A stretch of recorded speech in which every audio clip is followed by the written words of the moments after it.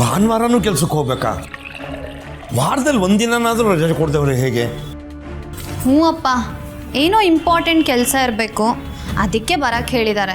ಸೊಬ್ಬು, ನಿನ್ಗೆ ಯಾಕೆ ಕರೆದಿರೋದು ಆರ್ಯ ಸರು, ನಿಮ್ಮ ಅಂಗಡಿ ಯಜಮಾನ್ರಲ್ಲ. ಅಪ್ಪ, ನಿಮ್ಮ ಅಂಗಡಿಲೂ ಸಂಡೆ ಕೆಲಸ ಮಾಡ್ತಿರಲ್ಲ, ಹಾಗೆ ನಮ್ಮದೇ ಬೇರೆ ಮಗ. ಶನಿವಾರ ಭಾನುವಾರನೇ ನಮ್ಮ ಹತ್ರ ತುಂಬ ಜನ ಬರೋದು, ಸೋಮವಾರ ರಜೆ ಕೊಡ್ತಾರಲ್ಲ. ಸುಬ್ಬು, ನಾನು ಮಗಳ ಜೊತೆ ಮಾತಾಡ್ತಾ ಇದ್ದೀನಿ, ನೀನು ಯಾಕೆ ಟೆನ್ಷನ್ ಮಾಡ್ಕೋತಾ ಇದೀಯಾ? ಅಷ್ಟು ಅರ್ಜೆಂಟಲ್ಲಿ ಫೋನ್ಗೆ ಕರೆನ್ಸಿ ಹಾಕ್ಸೋದೇನಿತ್ತು?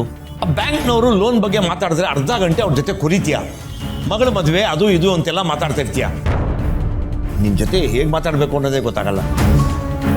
ರೀ ಇನ್ನೇನ್ರಿ, ಮತ್ತೆ ಅಪ್ಪ ಆಗಿ ಮಗಳು ಮದುವೆ ಬಗ್ಗೆ ಯೋಚನೆ ಮಾಡಲ್ಲ. ನಾನು ತಾಯಿಯಾಗಿ ಇಷ್ಟು ತಲೆ ಕೆಡಿಸ್ಕೊಳ್ತಾ ಇದ್ರೆ ಹೇಗೆ? ನಾನೇನು ಸುಮ್ಮನೆ ಕೂತಿಲ್ಲ, ಯೋಚನೆ ಮಾಡ್ತಾನೆ ಇದ್ದೀನಿ. ಒಂದು ಮಾತಂತೂ ಮಗಳಿಗೆ ಸ್ಪಷ್ಟವಾಗಿ ಹೇಳ್ಬಿಟ್ಟಿದ್ದೀನಿ, ನಿನ್ನ ತೀರ್ಮಾನನೇ ಅಂತಿಮ ಅಂತ. ಏನಮ್ಮಾನು, ನಿನ್ನ ಮನಸ್ಸಿನ ವಿರುದ್ಧವಾಗಿ ನಾನು ಯಾವತ್ತೂ ಹೋಗಲ್ಲ.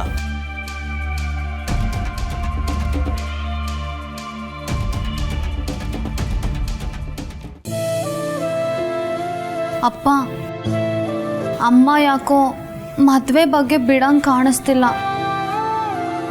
ಬೆಳಗ್ಗೆನೆ ಮದುವೆ ಬಗ್ಗೆ ಮಾತಾಡ್ಬೇಕಾ? ಬೆಳಗ್ಗೆನೆ ಮದುವೆ ವಿಷಯನೂ ಬೇಡ, ನೀನು ಆಫೀಸ್ಗೆ ಹೋಗೋದು ಬೇಡ. ಏನೋ ಆಫೀಸ್ಗೆ ಹೋಗೋದು ಬೇಡವಾ? ಅವಳ ಮನ್ಸನ್ನ ನೀವೇ ಕೆಡಿಸ್ತೀರಾ. ಅನು, ನೀನು ಅವ್ರ ಮಾತು ಕೇಳಬೇಡ, ಆಫೀಸ್ಗೆ ಹೋಗ್ಬಿಟ್ಟು ಬಾಮ್ಮ. ನಿನ್ನೆ ರಾತ್ರಿ ಅವಳಿಗೆ ನಿದ್ದೆ ಸರಿಯಾಗಿ ಆಗಿಲ್ಲ. ಜ್ವರ ಬಂದಿದೆ ಪುಟ್ಟ. ಅವಳಿಗೆ ಜ್ವರ ಇಲ್ರಿ, ನೀವು ನನಗೆ ಜ್ವರ ಬರೆಸ್ತೀರಾ. ಆದರೂ ರೀ ಸುಬ್ಬು, ಏನು ಕೆಲಸನೋ ಏನೋ, ನಿಮ್ಗೇನು ಗೊತ್ತು? ಏನಕ್ಕಾದರೂ ಕರೆದಿರಲಿ, ಅವ್ರಿಗೆ ಕೆಲಸ ಎಷ್ಟು ಇಂಪಾರ್ಟೆಂಟು, ನನಗೆ ನನ್ನ ಮಗಳ ಆರೋಗ್ಯನೂ ಅಷ್ಟೇ ಇಂಪಾರ್ಟೆಂಟು. ನಿಜ. ಕಾರು ಕಾರು ಕಾರ ಅನು, ಆರ್ಯ ಸರು ನಿನಗೆಂತ ಕಾರ್ ಕಳಿಸಿದ್ದಾರೆ. ಹೋಗು ಹೋಗು. ನೀನೇನೆ ಒಂದ್ಸಲ ಕಾರಲ್ಲಿ ಬಂದರೆ ಬೈತೀಯ, ಈಗ ನೋಡಿದ್ರೆ ಹೋಗು ಹೋಗು ಅಂತಿದ್ಯಾ. ಅಪ್ಪ, ನಾನು ಹೊರಡ್ತೀನಿ. ಅಮ್ಮ ಬಾಯ್. ಬಾಯ್.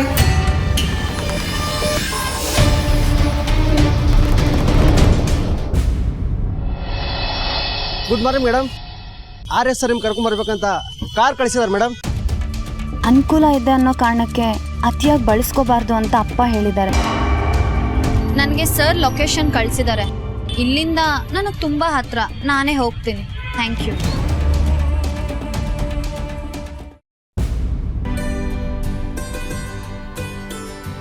ಗೋಪಿ, ನಮ್ಮ ಸಾರಥಿಗೆ ತಯಾರಿರೋದಕ್ಕೆ ಹೇಳು.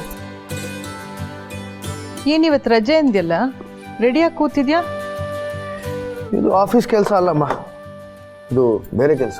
ಸೊ ನೀನಿವತ್ತು ನನ್ನ ಜೊತೆ ಇರಲ್ಲ. ಯಾರು ಹೇಳಿದ್ರು? ಅಮ್ಮ, ಹೋದ ಸಲ ನೀವು ವ್ಯಾಲ್ಯೂ ಆಫ್ ಫ್ಲವರ್ಸ್ ಇಂದ ಗಿಡಗಳನ್ನು ತರಿಸಿದ್ರಲ್ಲ, ಹೇಗಿವೆ ಅವೆಲ್ಲ? ಬಹಳ ಚೆನ್ನಾಗಿದೆ. ನೀನೊಂದು ಸತಿ ಫ್ರೀ ಮಾಡಿಕೊಂಡು ಬಂದು ನೋಡು. ಈ ಮನೇಲಂತೂ ಯಾರಿಗೂ ಇಂಟ್ರೆಸ್ಟ್ ಇಲ್ಲ. ನಿನ್ನ ಜೊತೆಯಾಗಿ ಬರೋಳ್ಗಾದ್ರೂ ಇಂಟ್ರೆಸ್ಟ್ ಇರಲಿ.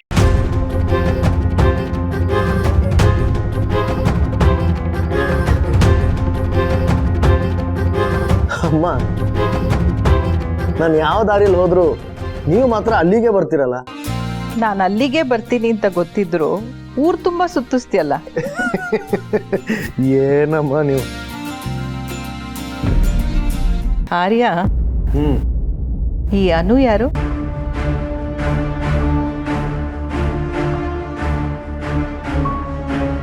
ಅನು, ಈ ವಿಷಯ ನಿಮಗೆ ಗೊತ್ತಾಯ್ತು? ಬರೀ ಹೆಸರು ಮಾತ್ರ ಗೊತ್ತು, ವಿಷಯ ಏನೂ ಗೊತ್ತಿಲ್ಲ. ನೀನೇ ಹೇಳಬೇಕು. ಏನದು? ಏನು ಮುಚ್ಚಿಡದೆ ಹೇಳೋ. ಇದರಲ್ಲಿ ಮುಚ್ಚುಡೋದೇನಿದೆ? ಆಫೀಸಲ್ಲಿ ಕೆಲಸ ಮಾಡೋ ಹುಡುಗಿ, ಹೊಸದಾಗಿ ಸೇರ್ಕೊಂಡಿದ್ದಾಳೆ, ಇನ್ನೂ ಕಲಿತಾ ಇದ್ದಾಳೆ. ನಿಜ ಹೇಳಬೇಕು ಅಂತಂದರೆ ನಾನೇ ಅವಳಿಂದ ಸಾಕಷ್ಟು ಕಲಿತಾ ಇದ್ದೀನಿ. ₹2 ಐಡಿಯಾ ಹುಟ್ಕೊಂಡಿದ್ದೆ ಅವಳಿಂದ. She is A very simple and bright girl. ಹೌದಾ?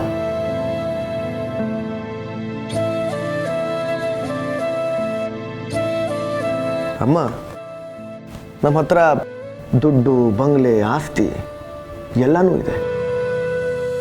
ಆದರೆ at the end of the day ನಮ್ಮ ಜೀವನದ ಮುಖ್ಯ ಉದ್ದೇಶ ಸಂತೋಷ, ನೆಮ್ಮದಿ. ಅವುಗಳನ್ನೇ ಎಲ್ಲೋ ಮಿಸ್ ಮಾಡ್ಕೊಳ್ತೀವಿ. ನನ್ನ ಹತ್ರ ದುಡ್ಡಿಲ್ಲ, ಯಾವ ಬಂಗ್ಲೆ, ಯಾವ ಆಸ್ತಿನೂ ಇಲ್ಲ. ಆದರೆ ಅವಳ ಹತ್ರ ಸಂತೋಷ, ನೆಮ್ಮದಿ ಮಾತ್ರ ಸಹಜವಾಗೇ ಇದೆ. ಅವಳು ಹೇಳೋದು ಸಂತೋಷ, ನೆಮ್ಮದಿ ಆಕಾಶದಲ್ಲಿ ಎಲ್ಲೋ ಇಲ್ಲ,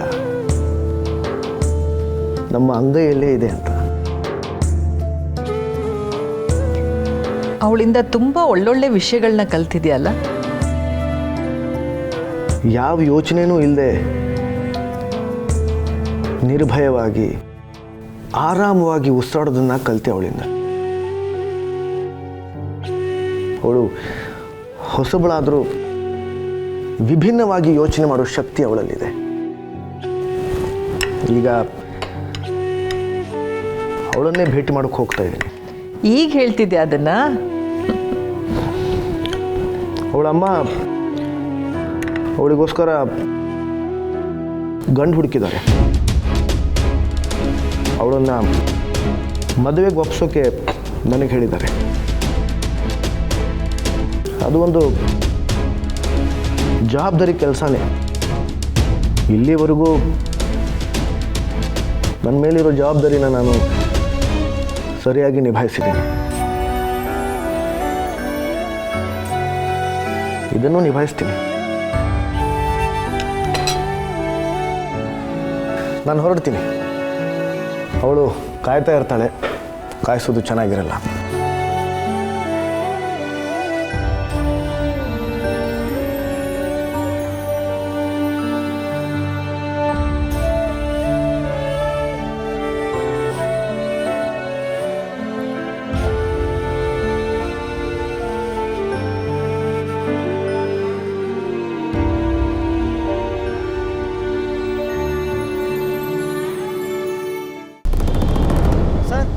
ಹೇಳು, ಅನು ಮೇಡಮ್ ಅವ್ರನ್ನ ಕರ್ಕೊಂಡು ಹೊರಟಿಯಾ? ಇಲ್ಲ ಸರ್, ನಾನು ಮೇಡಮ್ ನಡ್ಕೊಂಡು ಹೋಗ್ತೀನಿ ಅಂತ ಹೊರಟೇ ಬಿಟ್ರಿ ಸರ್. ನಡ್ಕೊಂಡ? ಹ್ಞೂ ಸರ್.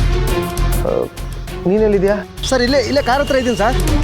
ಸರಿ, ಒಂದು ಕೆಲಸ ಮಾಡು, ಕಾರ್ನ ಅಲ್ಲೇ ಬಿಟ್ಟು ಅವ್ರ ಜೊತೆಗೇನೆ ಬಾ. ಸರ್ ಅವರು ಒಬ್ಬರೇ ಬರೋದು ಬೇಡ, ಜಸ್ಟ್ ಫಾಲೋ. ಸರಿ ಸರ್. ಗುಡ್.